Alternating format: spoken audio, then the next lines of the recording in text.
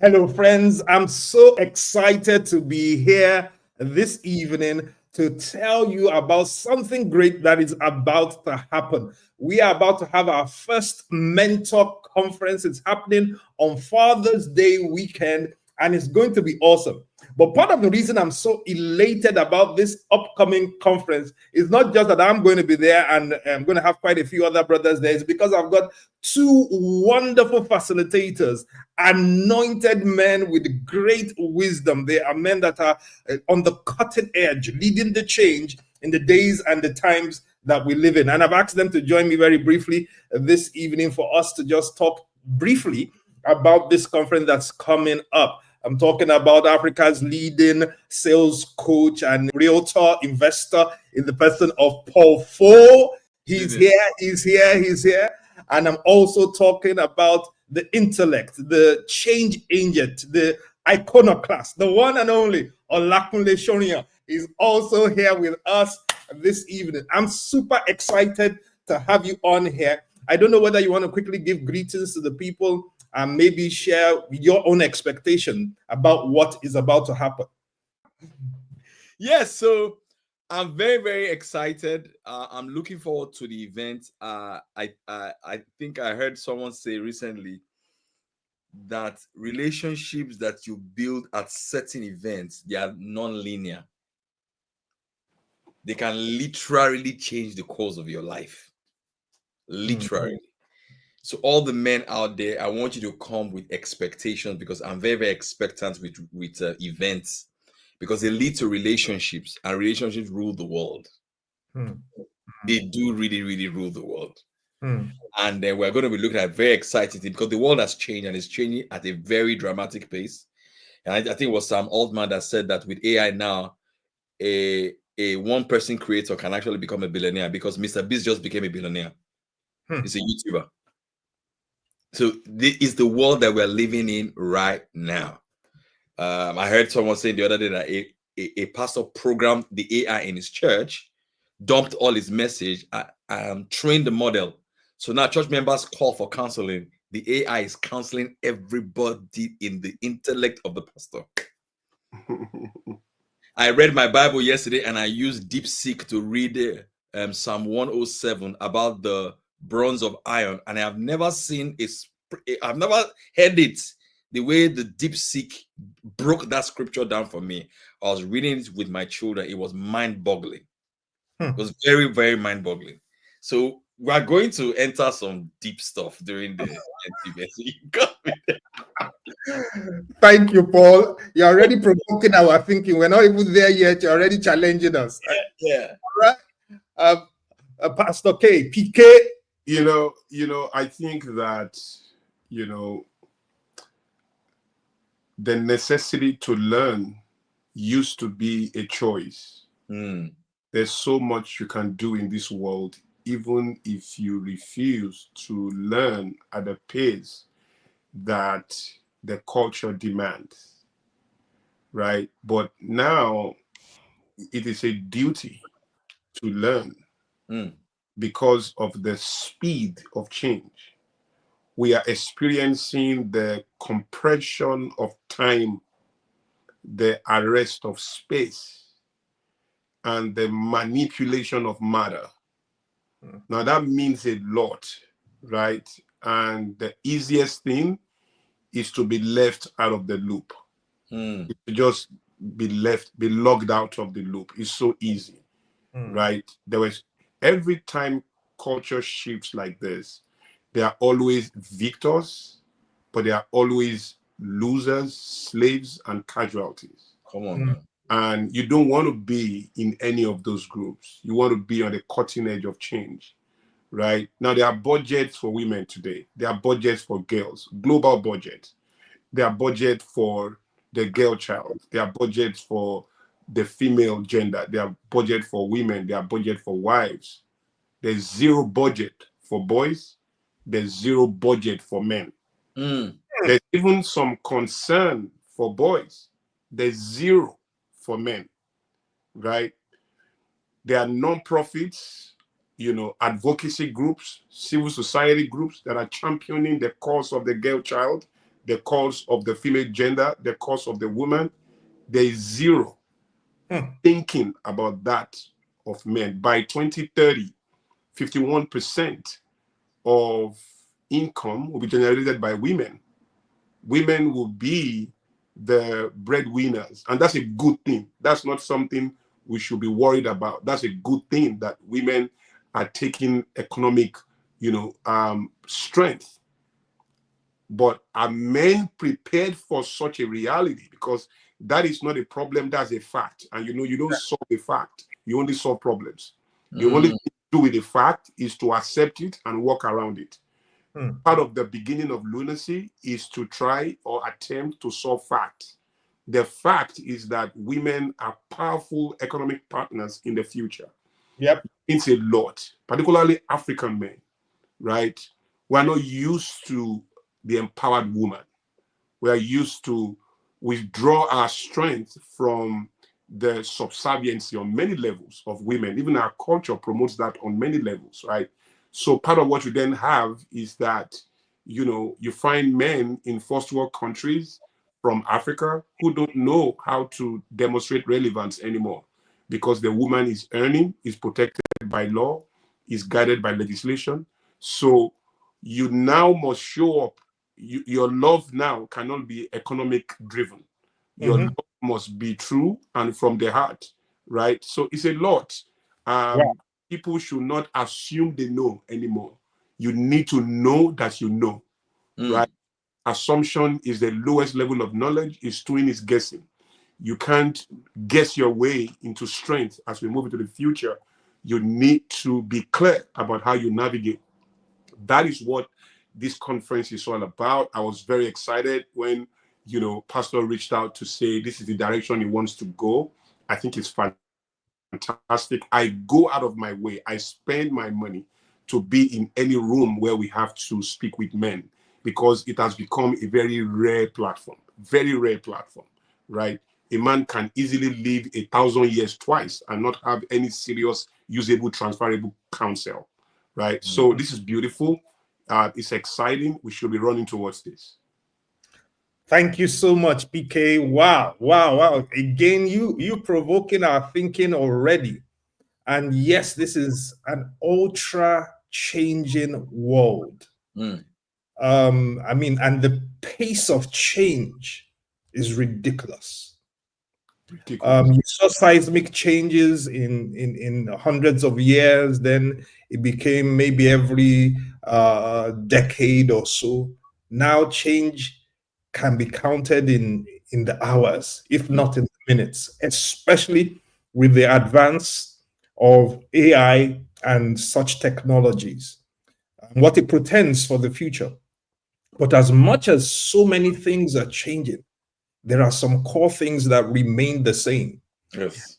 The subtitle and the sub-theme for our conference this year is amusingly called PMS, often associated with the woman, but we're talking about male PMS here, which is power, money, and sex.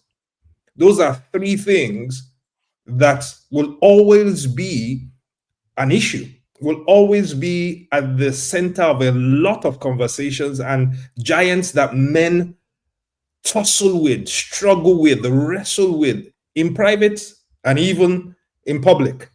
Power, money, sex. It reminds me of when Jesus says that there are, the scriptures tell us that there are three things in the world: the lust of the flesh, the lust of the eyes, and the pride of life. Yeah. And you realize that all those three speak to power, money, and sex. Say that again. Oh, yes. The lust of the flesh, sex. The lust of the eyes, that's talking about money. The pride of life, that's power. And he says that these are the things that are in the world and that defeat men or defeat mankind. So if we can defeat them, then we truly walk in the dominion that he intended for us to walk in right from the onset. So we're going to be dealing with these subjects as relates to the male man: power, money, and sex. I don't know whether you have any thoughts about this, and maybe particularly the area that you might be speaking into during the conference. Paul, do you want to share? Yeah, I mean, I think I like history. I like Napoleon Bonaparte for some reason. He was a great man, but he had a terrible marriage. Josephine.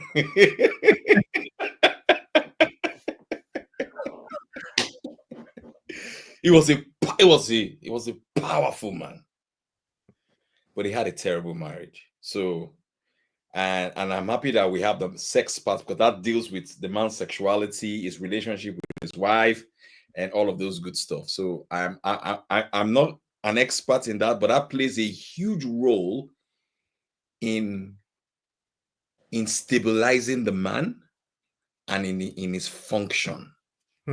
Yes, I've not been married for a long time, 18 years. I have 3 boys, so this conference makes a lot of meaning to me.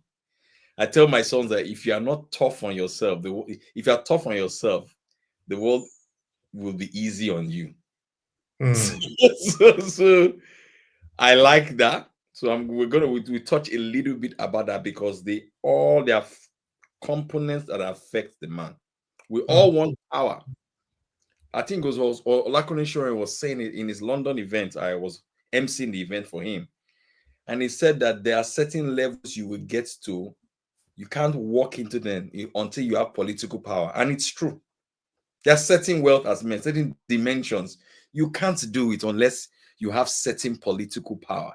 And in today's world, a man that has influence, even on the internet with a strong followership, has power.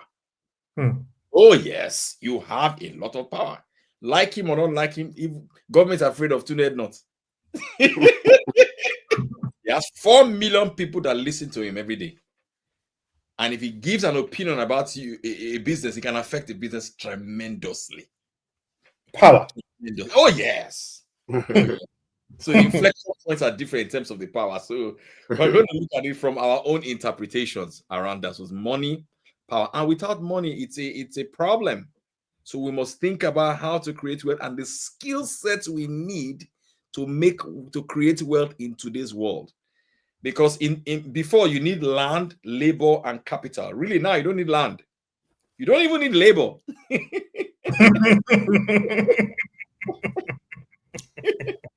You can create wealth out of thin air right now with code and media. Joe Rogan was paid $200 million for his podcast. He just sits with a microphone. Media, $200 million. Because he has power. He has the audience, which is the power. Guess, Baba, I will never turn back. Over 12 million views. There was no way to have done it in the analog world. No way. 12 million views. He has power. That guy is shaping culture right now because of the power he has. Because of the power he has, he's shaping culture for the Christian field because of the power he has. So some people will never sing that kind of song. But because of the way he has clothed the gospel in a way, he has penetrated places that many apostles cannot enter. Wow. He has power. Thank you, Paul. Woo-hoo! PK, what you know, like I said earlier, part of the signal of our time is the compression and intensity of knowledge. Knowledge has been intensified. And when knowledge is intensified, it is a demand, on our sense of clarity and collaboration, right?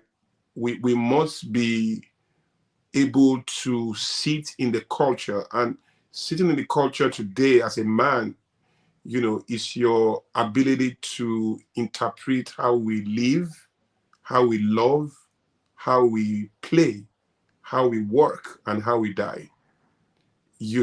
And those 5 blocks of experiences pretty much define not just the size of your pocket, not just the quality of your personal peace, but also the weight of your legacy as a man.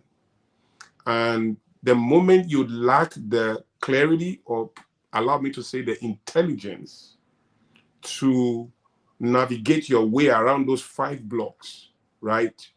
You will be around, but you will not be present enough to make the type of contribution that protect your space under the sun. And it doesn't matter what your preference is. It doesn't matter what your prejudices are. It doesn't matter who likes you or who dislikes you.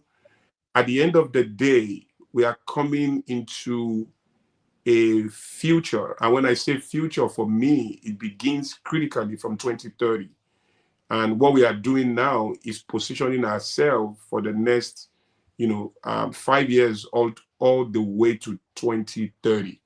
I say to people every time, whatever you did or did not do from 2020 to 2023, December 31st night, whatever you did not do or you did will not count for much.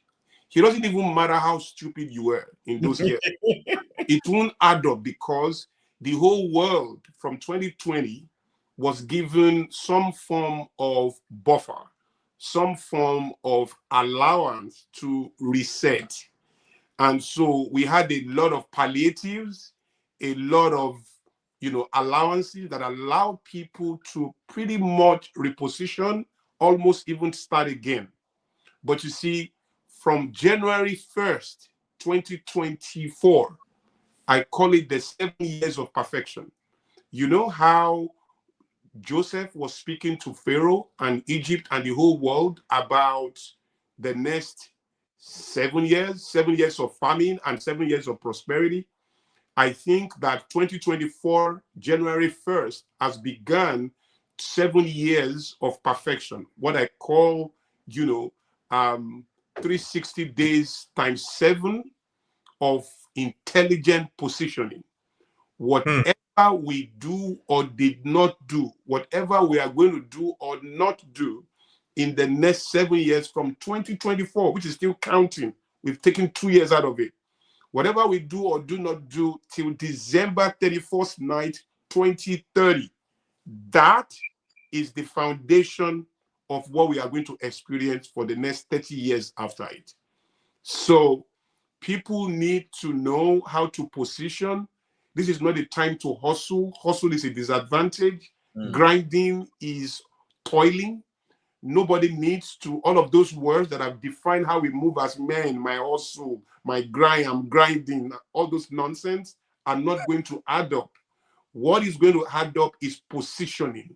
You don't need to pursue dreams. You don't need to pursue outcomes now. You position for your dreams. You position for your outcomes, right? It's not about how you move your body around. It's not about how you jump around.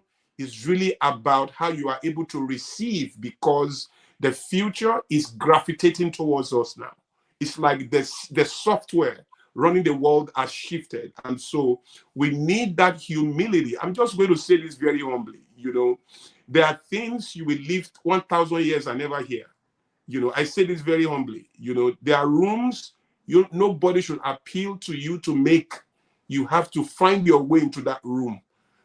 I heard somebody about 3 days ago, and we spoke and spoke and spoke, and I shared a lot of things with him. The guy is 56, and he said his life was changing. He said so many things, was very humble. He sowed a seed, and I told him that, but it took you 56 years to meet me. You've schooled in Ivy League schools, you've gone to this, you've done this, you are supposed to be successful, you are okay. But for 56 years, we never met. It is easy for you to even do 80 years and we will never meet. So I said, put a premium on this moment. I don't even know when we are going to meet again. I'm a man on a journey, but prioritize this. But my counsel here is, it has taken some people who are going to be in that room. It took that man 56 years for us to meet, right? And his life was shifting in those minutes. I don't know how long it's going to take. Some of us have met before. Some of us have never met. What I say to myself and to my audience every time is that if we are related, we will meet. Yeah. If we are related, we are going to meet. So because I'm going to be in that room, I can speak for Paul, I can speak for Pastor Temi, but I can speak much more for myself. Part of my prayer point is, may I not meet you if you are not on my journey. Come on now. May our path never cross. Not be in my space if our destinies are not locked together. Because you are going to be a stressor in my journey. I don't need a bunch of keys to open a door. I need the right key. Come on, right? I have zero energy for distraction. So if I'm going to make it into a room, every time I'm invited, I know it's not just a conference, it is destiny. Because my prayer is that the rooms that don't need me will not find me. The dates will not work. It will clash with something I'm doing. I will not be in that room. Once everything aligns, the date, everything works, then destiny is about to happen. So guys, make it into that room. I know the men in this room. I know Pastor Temi. I mean, I know the strength, the wisdom, and the capacity that he carries, and the very gentle prophetic instructions that he shares. You know, so gentle but so weighty, right? I know Paul. I know his journey. I know how he's at work. Paul is somebody that I honor so much. Is my aburo, you know, but is somebody that I celebrate and I carry with, and I know that God has prepared him for that room, right? So whatever you do, wherever you are, make it into that room. Make it into that room. Wow, I mean, this is a good place to just end this, man. My God. Well, Paul, extend an invitation to the people also. All right, so everybody, we want to invite all of you to come. I love what Dr. Kunle Soriyan just said about the fact that when everything aligns, you know that he is designed to be in that room. You know that I think it was Paulo Coelho that said in The Alchemist that when you are going into the world to chase your personal greatness, that the old universe will conspire to make it a reality for you. So we believe. So clear your calendar, be in that room. Is more than a men's conference. I believe it's a very prophetic conference. Indeed. Yes, because I have been thinking about this scripture that God says that He will give us the sons of Issachar so that we understand the times and the seasons that we live in. Because it is a really serious time and seasons that we live in. We can't wait to see you in the room, prophetically, technologically, sexually.